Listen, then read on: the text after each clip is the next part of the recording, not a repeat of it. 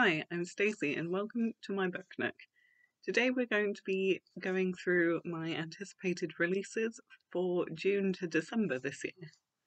And I cannot believe that we have actually got to the point where I'm filming this, because that is ridiculous. I feel like I've only just filmed the first half of the year and now I'm filming the second half of the year. I don't know how time goes so fast, let's be honest. So, I've got some synopses because I don't necessarily know too much about them. So hopefully I'll do it with justice. So let's start with June. In June, on the 6th, although I will preface this with saying that these dates might not be accurate, but as far as I know, they are the dates that they potentially should come out in the UK. That's hopefully correct. But it should be approximately then. So the first one I have, I don't know whether I might have talked about it in my last one. I could well have done. But it comes out on the 6th and it is Love Letters for Joy by Melissa C. And it's got a really cute cover. So this one, just have my trusty phone. So this one is about a girl called Joy, and she's too busy overachieving to be worried about relationships. She's determined to be Caldwell Prep's first disabled valedictorian. She only has one person to beat, her academic rival Nathaniel. But it's senior year and everyone seems to be obsessed with pairing up. One of her best friends may be developing feelings for her, and the other uses Caldwell's anonymous love letter writer to snag the girl of her dreams. Joy starts to wonder if she's missed out on the quintessential high school experience. She's asexual, and that's no reason she can't experience first love, right? She writes to Caldwell Cupid to help her sort out these new feelings and, over time, finds herself falling for the mysterious voice behind the letters. But falling in love might mean risking what she wants most, especially when the letter writer turns out to be the last person she would ever expect. So it's kind of predictable, but it just sounds like a really cute little rom-com, and it's got a ton of rap in it, and it sounds like something that might be quite light and fluffy that I would enjoy. So I'm excited for that one. And on the 15th of June, we've got Morgan Is My Name by Sophie Keetch, and this is an Arthurian legend retelling, and it is focusing on Morgan Le Fay. And I will just read you the synopsis because it's quite short. An atmospheric feminist retelling of the early life of famed villainess Morgan Le Fay, set against the colourful chivalric backdrop of Arthurian legend. When King Uther Pendragon murders her father and tricks her mother into marriage, Morgan refuses to be crushed. Trapped amid the machinations of men in a world of isolated castles and gossiping courts, she discovers secret powers. Vengeful and brilliant, it's not long before Morgan becomes a worthy adversary to Merlin, influential sorcerer to the king. But fighting for her freedom, she risks losing everything: her reputation, her loved ones, and her life. I like it. I like it a lot, and I love a retelling, and one about Morgan Le Fay just sounds like it would be up my street. A little bit feminist, lots of magic, and I always enjoyed Morgan Le Fay. And I want to give a special shout out to the reason why I'm obsessed with Arthurian legend, which is the TV series called Merlin, which stars Sam Neill, and Helena Bonham Carter plays Morgan Le Fay, and she's amazing. So I actually have it on DVD downstairs because that's how old I am. But I loved it. Anyway, moving on, we've got July. And the first one in July, I've actually pre-ordered. And that is Threads That Bind by Kika Hatzopoulou. I had to think about that then. Okay. So it's Greek mythology retelling. So let's go for this. In a world where the children of gods inherit their powers, a descendant of the Greek fates must solve a series of impossible murders to save her sisters, her soulmate, and her city. Descendants of the fates are always born in threes, one to weave, one to draw, and one to cut the threads that connect people to the things they love and to life itself. The Aura sisters are no exception. Io, the youngest, uses her fate-born abilities as a private investigator in the half-sunken city of Alente. But her latest job leads her to a horrific discovery. Somebody is abducting women, maiming their life threads, and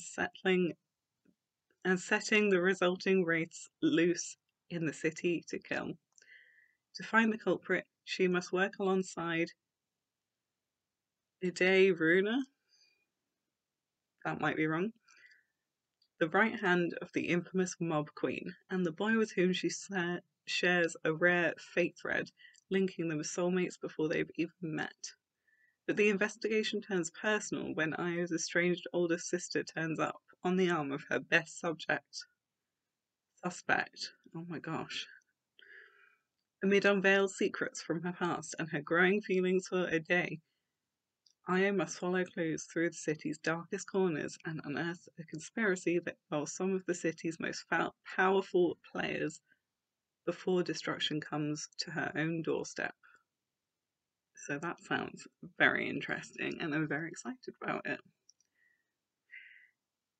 And the next one is also one that I have pre-ordered, and it comes out on the 11th of July, and it is The Lightstruck by Sunya, and this is the sequel to The Darkening by Sunya, which I got in a Fairy Loot box last year, I want to say. And I loved The Darkening. It was just really interesting. It did some things that I haven't seen a fantasy do, and I really enjoyed it. Apologies for the sound before, because I didn't realise that I didn't have my microphone plugged in. So it's now plugged in, and hopefully you can hear me a bit better, because the other one's not great at picking up the sound, so we'll see. Anyway, as I was saying, The Lightstruck, I'm actually excited. I'm quite excited about it. So, the next one that we have in July is, it's on the 18th, and it is Silver Nitrate by Silvia Moreno-Garcia. Now, I loved Mexican Gothic by Silvia Moreno-Garcia.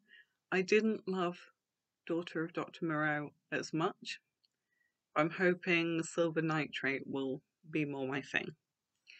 So, I will read you this. From the best-selling author of The Daughter of Dr. Moreau and Mexican Gothic comes a fabulous meld of Mexican horror movies and Nazi occultism. A dark thriller about the curse that haunts a legendary lost film and awakens one woman's hidden powers. Montserrat has always been overlooked. She's a talented sound editor, but she's left out of the boys' club running the film industry in 90s Mexico City. And she's all but invisible to her best friend Tristan, a charming if faded soap opera star, though she's been in love with him since childhood. When Tristan discovers his new neighbour is the cult horror director Abel Ureta,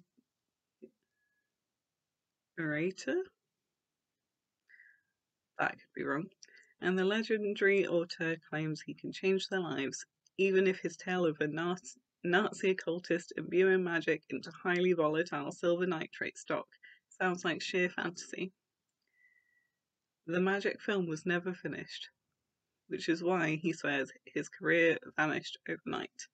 He's cursed. Now the director wants Montserrat and Tristan to help him shoot the missing scene and lift the curse. but Montserrat soon notices a dark presence following her, and Tristan begins seeing the ghost of his ex-girlfriend. As they work together to unravel the mystery of the film and the obscure occultist who once roamed their city, Montserrat and Tristan may find that sorcerers and magic are not only stuff of the movies. That was a lot. But it sounds really interesting. I kind of enjoy things about Hollywood, movies and stuff like that. So it sounds like I'd probably enjoy it. So on the 25th of July, we have Immortal Longings by Chloe Gong. And this is Chloe Gong's second chance for me because I was not a fan of These Violent Delights. I didn't really like it. So yeah, this is going to be an interesting one. This is also huge. But what I can tell you, I'm not going to read the whole thing because it's really long. What I can tell you is that it's inspired by Shakespeare's Antony and Cleopatra, and then it's also got capital twin cities and hosting a set of games, and then looks like there's a lot of potential vengeance and stuff, and playing in these deadly games. And the cover's really nice. I'm sure I'll have put it up already, but it's really beautiful. So, I'm interested in it, but I'm also quite cautious about it. The next one I have is in August. Moving on to August now. We've really got one for August, and it comes out on the 29th, and it is Never a Hero by Vanessa Len, which is the second one to Only a Monster, which is a wild ride. It's got time travel in it, it's got monsters, it's got powers, it's a lot of family drama, and I enjoyed the hell out of it. So I'm quite interested to know what the sequel will do, because the ending was something. So yeah, that's all I'm going to say for that one. And in September, one again for September, we've got the 26th, The Fragile Threads of Power by V.E. Schwab comes out. So this is following on from the A Darker Shade of Magic series, following the same characters. So I'm not going to say a ton about it, because all I'm really going to say is that I really enjoyed those books, so I'm looking forward to seeing what happens next, and I hope that I love it.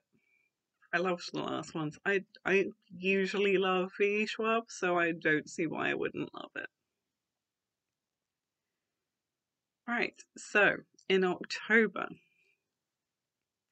on the 3rd, we have a book called Curious Tides, and this is by Pascal Lissau, and it is about this. It is Ninth House meets a deadly education in this gorgeously dark academia fantasy following a teen mage who must unravel the truth behind the secret society that may have been involved in her classmates' deaths. Emery might be a student at the prestigious Aldrin College for Lunar Magics, but her healing abilities have always been mediocre at best, until a treacherous night in the Dovermere Sea caves leaves a group of her classmates dead, and her as the only survivor. Now Emery is plagued by strange, impossible powers that no healer should possess, powers that would ruin her life if the wrong person were to discover them. To gain control of these new abilities, Emery enlists the help of the school's most reclusive student, Baz, a boy already well versed in the deadly nature of darker magic, whose sister happened to be one of the drowned students and Emery's best friend. Determined to find the truth behind the drownings and the cult-like secret society she's convinced her classmates were involved in, Emery is faced with even more questions when the supposedly drowned students start washing ashore alive, only for them each immediately to die horrible magical deaths. And Emery is not the only one seeking answers.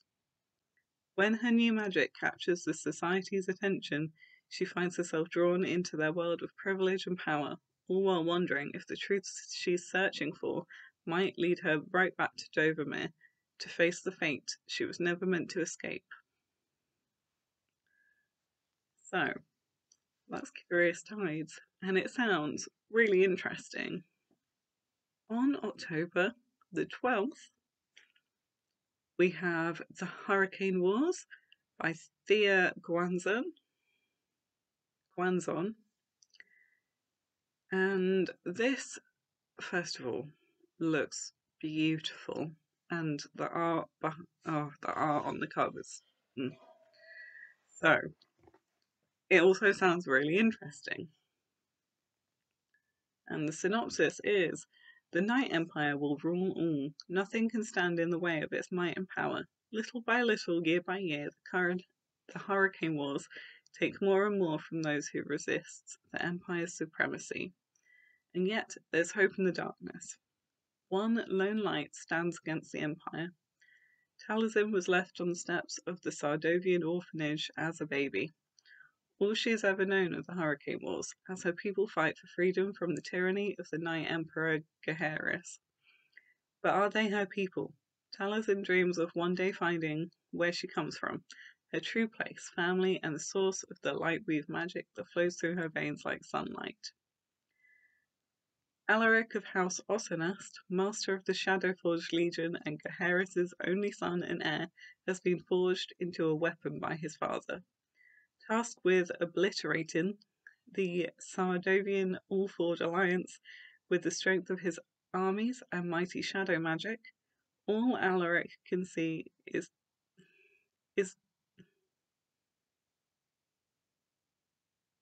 this doesn't make sense, but okay. It says all Alaric can see is their extinguish all threats to the Empire. I'm not sure what that's meant to say, but it's not that. That is until he sees Taliesin burning brightly on the battlefield with the magic that killed his grandfather, turned his father into a monster, and ignited the Hurricane Wars. He tries and fails to kill her, his now greatest enemy slipping through his fingers. But a greater threat is coming, one that will overshadow the Hurricane Wars. Will these mortal enemies be able to come together to confront it? Or is everything that's been fought over for so long about to be destroyed? So it sounds really interesting.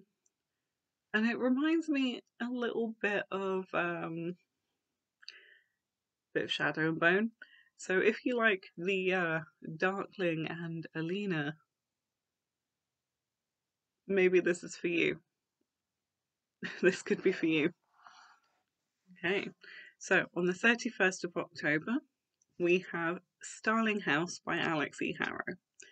I haven't read any Alex E. Harrow, but I just feel like it's going to be up my street. So, this one is a contemporary Gothic fairy tale about a small town haunted by the history it can't quite seem to bury, and the canny, clever young woman who finds herself drawn to the house that sits at the crossroads of it all.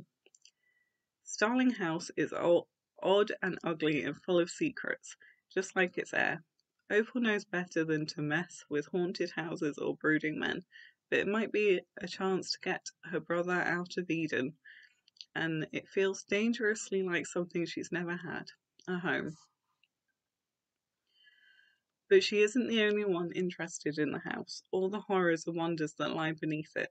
If Opal wants a home, she'll have to fight for it. She'll have to dig up her family's dark past and let herself dream of a brighter future. She'll have to go down into Underland and claw her way back to the light. Starling House is a sweeping romantic new novel from Alex E. Harrow. So, yeah, Gothic fairy tale. Sounds up my street. And creepy potentially, well, kind of a haunted house, but probably not. We'll see. We will see. So we're moving into November now with another pre-order, and it is on the 9th, and it is Bookshops and Bone Dust by Travis Baldry. This is a prequel to Legends and Lattes, and it's following Viv again, who is an orc barbarian. And I do believe she's been injured and she has to kind of settle into this place and recuperate, essentially. And it's got bookshops in it, so I'm there. And I loved Legends and Lattes. It's got to be one of my favourite books that I've read so far this year. That's how much I loved it. So I'm all in for this one. On the 14th of November, I'm potentially going to pre-order this too, but I have a sneaking suspicion that Fairy Loot might do a copy of this, and I would very much like a special edition to match the first one in this series, which is The Stardust Thief. So this book is The Ashfire King by Chelsea Abdullah. And if you've watched some of my videos, you'll know that I adored The Stardust Thief. I loved it. I loved it so much. And I'm very excited to see a second in this series.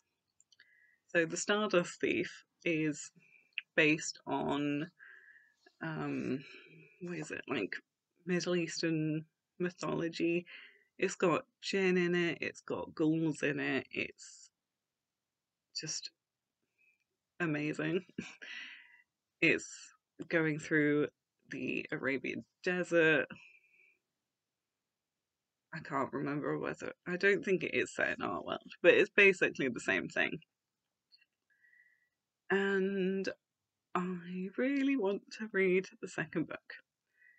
So hopefully I'll be able to get a beautiful edition to match my Fairy Loot edition of The Stardust Thief.